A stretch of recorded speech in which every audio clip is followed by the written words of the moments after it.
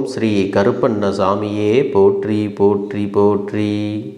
உன் வீட்டில் இருக்கும் உன் கருப்பண்ணசாமி இப்பொழுது உன்னோடு தனிமையில் பேசுவதற்காக வந்திருக்கின்றேன். என் குழந்தையே, சில விஷயங்களை நீ தனிமையில் கேட்பதுதான் உனக்கு மிகவும் நல்லது. அந்த காரணத்திற்காகத்தான் அப்பா உன்னிடத்திலே தனிமையாக பேசுவதற்காக வந்திருக்கின்றேன். என் செல்ல குழந்தையே, சில நேரங்களில் உன் மனதில் இருக்கின்ற விஷயங்கள் எல்லோருக்கும் தெரிந்து விட்டது என்றால் அது உனக்கு கஷ்டத்தை ஏற்படுத்தி கொடுக்கும். ஏனென்றால் உன்னுடைய மனதிற்கு சரி என்று படுகின்ற விஷயங்கள் மற்றவர்களுக்கு அது சரியாக புரிவதில்லை அல்லவா?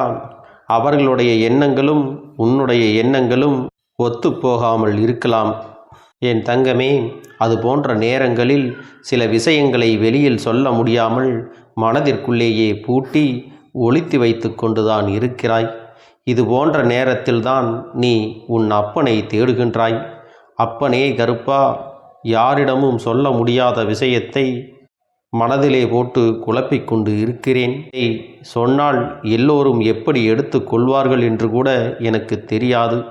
நான் யாரிடமும் சொல்லாமல் தான் உன்னிடத்தில் மட்டும் சொல்கிறேன் என்று எத்தனையோ முறை உன்னுடைய கஷ்டங்களை எல்லாம் என்னிடத்திலே நீ சொல்லி இருக்கின்றாய். என் அன்பு குழந்தையே, நான் எப்பொழுதும் உன்னுடைய உணர்வுகளுக்கு மதிப்பளித்து உனக்கு ஆறுதலை சொல்லி கொண்டுதான் இருக்கிறேன். உன் மனதிற்குள் நினைத்து கொண்டிருக்கின்ற விஷயம் நடக்குமா நடக்காதா என்ற சந்தேகமும் உனக்கு எப்போதும் இருந்து கொண்டுதான் இருக்கிறது.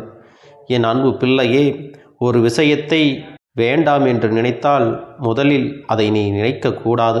அப்படி நினைத்து விட்டோம் என்றால் இதுதான் நமக்கானது என்பதை நீ முடிவு செய்து விட்டால் அதை அடையும் வரை நீ போராட வேண்டும் என்பதையும் நீ மறந்து விடாதே.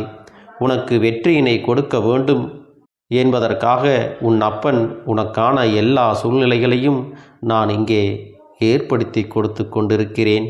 என் அன்பு பிள்ளையே, உன்னுடைய நேர்மையான குணத்திற்கு, உண்மையான அன்பிற்கு உனக்கு எல்லா விஷயத்தையும் நானே பொறுப்பெடுத்து கொண்டு அனைத்தையும் நல்லபடியாக நான் செய்து கொண்டுதான் இருக்கிறேன்.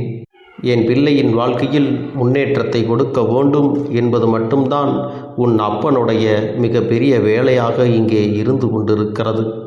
என் குழந்தையே, மனதிற்குள் நீ எத்தனையோ கஷ்டங்களை சுமந்து கொண்டு நின்றாலும் வீட்டிற்குள் வரும்பொழுது நீ அமைதியை தர வேண்டும் என்றுதான் நினைக்கிறாய்.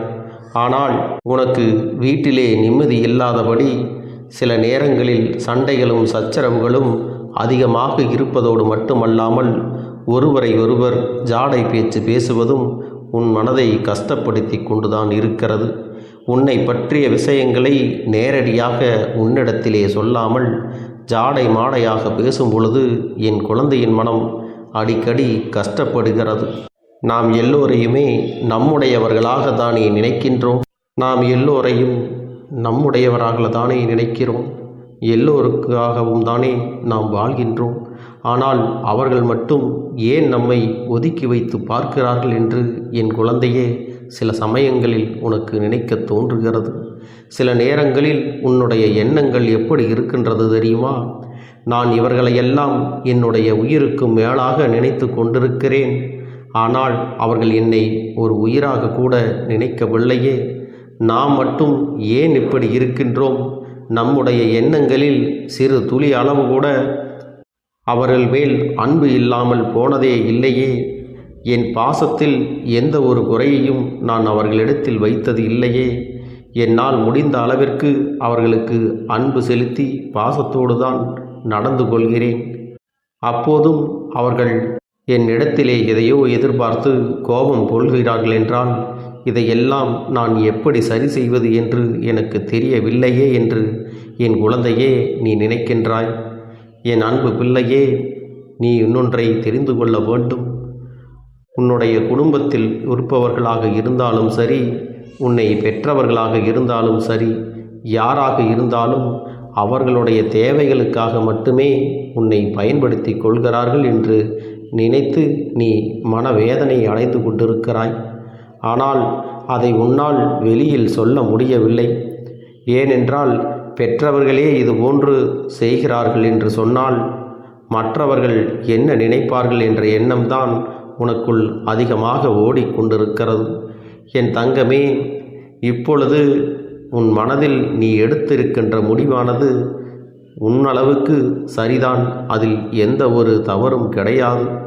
என் அன்பு பிள்ளையே, யாராக இருந்தாலுமே தேவைகளுக்காக பழகுகிறார்கள் என்றால் உன்னால் முடிந்த அளவிற்கு உதவிகளை செய்து கொடுக்கலாம். அது உன்னுடைய பெற்றோர்களாகவோ உன்னுடைய உடன் பிறந்தவர்களாகவோ இருக்கும் பட்சத்தில் நீ செய்து கொடுப்பதில் தவறு இல்லை. ஆனால் அதே நேரத்தில் வெளியில் இருக்கும் மற்றவர்களுக்கெல்லாம் நீ இதுபோன்று உதவிகளை தானே தேடிச் சென்று செய்ய வேண்டிய அவசியம் கிடையாது. ஏனென்றால் அவர்கள் உன்னிடத்தில் மிக பெரிய எதிர்பார்ப்புகளை கொண்டு நீ ஏதும் அவர்களுக்கு உதவவில்லை என்று சொல்லிவிட்டால் அவர்களால் அதை தாங்கிக் கொள்ள முடியாமல் உன் மீது தேவையற்ற வெறுப்பினை காட்டுகிறார்கள். ஆனால் உன்னுடைய உண்மையான நிலையை அவர்கள் அறிந்து கொள்ளவில்லை. ஏனென்றால் நீ கொடுத்து கொடுத்து பழகிவிட்டாய் அல்லவா? தேவைக்கு அதிகமாக அவர்களுக்கெல்லாம் உதவிகளை செய்திருக்கின்றாய். ஆனால் இன்று அவர்களுடைய தேவைகள் சிறிதளவாக இருந்தாலும் கூட உன்னால் நிறைவேற்ற முடியவில்லை. அதன் காரணமாக அவர்களுக்கு அது ஒரு கஷ்டத்தை கொடுத்து உன் மீது தவறான எண்ணத்தை வைத்துக் கொள்கிறார்கள். அவர்கள் உன்னிடத்தில் பேசவில்லை, உன்னிடத்திலே கோபம் கொள்கிறார்கள் என்றெல்லாம் நீ வருத்தம் கொள்ளாதே. உன்னை அவர்கள் புரிந்து கொள்ளக்கூடிய நாளானது வெகு சீக்கிரத்தில் வரத்தான் போகிறது. அப்போதுதான் நீ பட்ட கஷ்டங்களும் அவர்களுக்காக நீ செய்த தியாகங்களையும் அவர்கள் உணர்ந்து அதன் பிறகு நல்லபடியாக நடந்து கொள்வார்கள். அதுவரை நீ காத்திருக்க வேண்டும். நிச்சயமாக உன்னுடைய உணர்வுகளை எல்லாம் புரிந்து கொள்ளத்தான் போகிறார்கள். அதுபோல உன்னுடைய இரத்த உறவுகளெல்லாம் உன்னுடைய உண்மையான சூழ்நிலையை உணர்ந்து நீ இதுவரை அவர்களுக்கு என்னவெல்லாம் செய்தாயோ அதையெல்லாம் தானாகவே உணர்ந்து உன் மீது உண்மையான பாசத்தை காட்டத்தான் போகிறார்கள். அது மட்டுமல்லாமல் உன்னிடத்தில் அவர்கள் நிச்சயமாக மன்னிப்பையும் கேட்பார்கள். என் தங்கமே, மற்றவர்களிடத்தில் உன்னை சில நேரங்களில் விட்டு கொடுத்து பேசி விடுகிறார்கள் என்று ஒருபொழுதும் கவலை கொள்ளாதே. என் தங்கமே, இதையெல்லாம் அவர்கள் திருத்திக் கொள்ளும் நேரம் நிச்சயமாக வந்துவிட்டது. அதன் பிறகு உன் மனதிற்குள் மிக பெரிய தெளிவானது கிடைக்கும் என்பதில் எந்த ஒரு மாற்று கருத்தும் கிடையாது. எப்பேற்பட்ட சூழ்நிலையாக இருந்தாலும் சரி, எப்பேற்பட்ட கருத்து வேறுபாடுகள் குடும்பத்திற்குள் இருந்தாலும் சரி, ஒருபோதும் வேறு ஒருவர் வந்து உன் குடும்பத்திற்குள் அறிவுரைகளை வழங்குகின்ற அளவிற்கு நீங்கள் நடந்து கொள்ளக்கூடாது. இதையெல்லாம் உன் குடும்பத்தில் இருப்பவர்கள் இனி கொஞ்சம் கொஞ்சமாக புரிந்து கொள்ளப் போகிறார்கள். இன்னொருவர் வந்து நம்முடைய குடும்ப விஷயத்தில் தலையிட்டால் அதன் பிறகு அந்த குடும்பத்தின் நிலை என்னவாக இருக்கும்? மற்றவர்களுக்கு அவர்கள் எல்லாம் கைப்பாவையாக மாறி விடுவார்கள். மற்றவர்களுடைய கருத்தை நம்முடைய கருத்தாக திணித்தால் அதை ஏற்றுக்கொள்ள முடியாது அல்லவா? அதனால் மூன்றாவது ஒருவருடைய தலையீடு இல்லாமல் உன்னுடைய குடும்ப பிரச்சனைகள் அங்கே சரி செய்து நல்லபடியாக இருக்க வேண்டும் என்று நினைக்கிறாய் அல்லவா? அதுவும் நிச்சயமாக உனக்கு நடக்கத்தான் போகிறது. அது மட்டுமல்ல என் அன்பு பிள்ளையே, உன்னுடைய இல்லத்திற்குள் நிரந்தரமாக இந்த அப்பன் குடியிருக்க வந்திருக்கின்றேன். அதனால் நீ வருத்தப்படாமல் எல்லோருடைய மனநிலையிலும் நல்ல மாற்றங்கள் ஏற்படும்.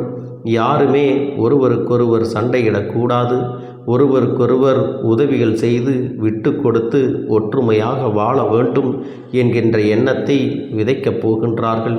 இதையெல்லாம் உன் அப்பன் நானே செய்து கொடுப்பேன். அதற்கான சூழ்நிலைகளையும் நான் உருவாக்கி கொடுப்பேன். அதை உன் குடும்பத்தில் இருப்பவர்கள் சரியாக பயன்படுத்தி கொண்டால் உடனே அது நடக்கும்.